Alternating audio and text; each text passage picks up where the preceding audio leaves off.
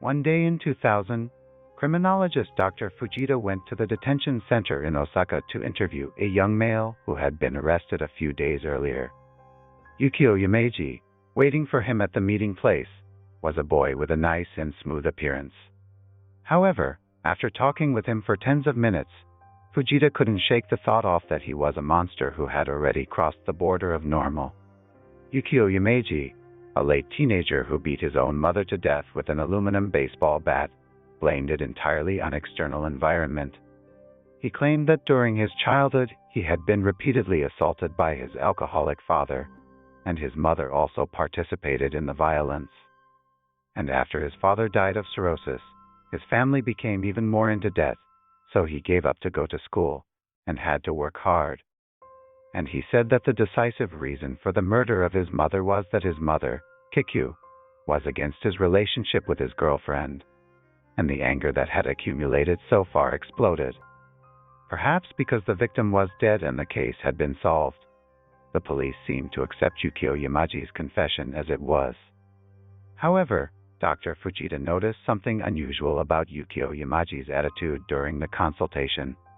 Yukio told detailed anecdotes about his motive for the crime, including his childhood, but seemed to avoid answering questions about whether there were any good things with his mother or how he felt right after the murder.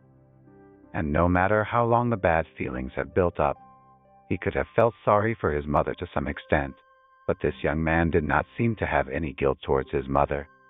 Also, when talking about his social life and other violent crimes, Yukio was a very antisocial person. After 3 consultations with Yukio Yamaji, Dr. Fujita listed him as a dangerous person with a low chance of rebirth on the report.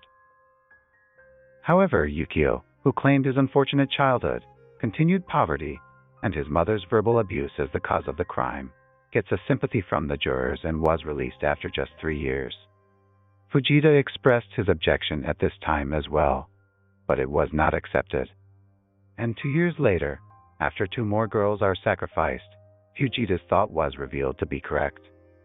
In the early morning of November 2005, Asuka Uehara, a 27-year-old woman returning home from work at her restaurant, was stabbed in the chest by an assailant who follows her to her house, and she was raped by him.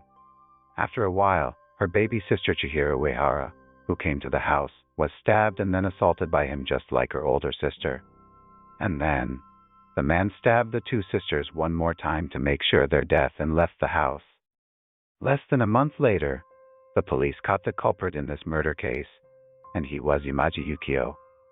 I couldn't forget the feeling when I killed my mother, and I longed to see human blood. I wanted to kill anyone because I like it. In the feeling of going shopping, I went to kill people. Killing people and destroying things were exactly the same thing. Those words Yukio said while making a statement to the police or telling the lawyer what was inside of him. And he left these words before the execution. It would have been better if someone like me had never been born.